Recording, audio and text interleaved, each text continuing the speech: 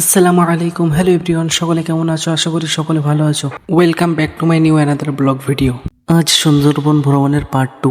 ব্লগটি শেষ পর্যন্ত দেখতে থাকুন। অনেকক্ষণ লঞ্চ চলার পরে একটা ফরেস্টারে এসে আমাদের লঞ্চটা থামলো। সবাই লঞ্চ থেকে নেমে গেল। তারপরে সবাই ফরেস্টারের ভিতরের দিকে যাওয়া শুরু করলো। সবাই নেমে গেলে আমিও লঞ্চ থেকে নেমে ফরেস্টারের দিকে রওনা দিলাম। চারিদিকে জঙ্গল, মাঝখানে সরু একটা রাস্তা, সেটাও আবার লোহার জাল দিয়ে ঘেরা।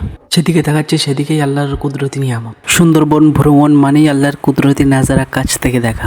বিশাল ম্যানগ্রোভ বন, নদীর ঢেউ, নানান প্রজাতির প্রাণী, সবকিছুই মহান আল্লাহর সৃষ্টির নিদর্শন। যখন চোখের সামনে এত অপরূপ সৌন্দর্য ভেসে ওঠে, তখন অন্তর থেকে শুধু একটাই কথা আসে, আলহামদুলিল্লাহ। অনেকক্ষণ ধরে হাঁটছি কিন্তু রাস্তায় শেষ হচ্ছে না। আর কিছুক্ষণ পরে এমন একটা রাস্তা দিয়ে হাঁটছি, হাঁটতেও ভয় লাগছে। বৃষ্টির কারণে রাস্তাগুলো স্লিপ হয়ে আছে, কিন্তু রাস্তাগুলো তৈরি করেছে খুব সুন্দর করে।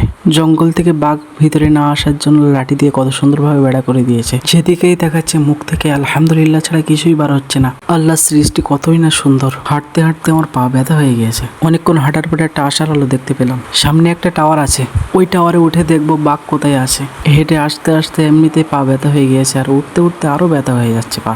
আল্লাহু আকবার, অনেক সিঁড়ি, আর উঠতে পারছি না। আলহামদুলিল্লাহ ফাইনালি উঠে গেলাম। নদী দিয়ে কিছু বিএসএফ দিকে স্পিড বোট নিয়ে কোথায় যাচ্ছে। চারিদিকে শুধু ঘন জঙ্গল আর জঙ্গল। এখনো পর্যন্ত একটা পাখি পর্যন্ত দেখতে পেলাম না। এই ভ্রমণের প্রতিটি দৃশ্য, প্রতিটি বাতাসের ঝাপটা আর নদীর প্রতিটি স্রোত যেন আল্লাহ মহান তার কথা মনে করিয়ে দেয়।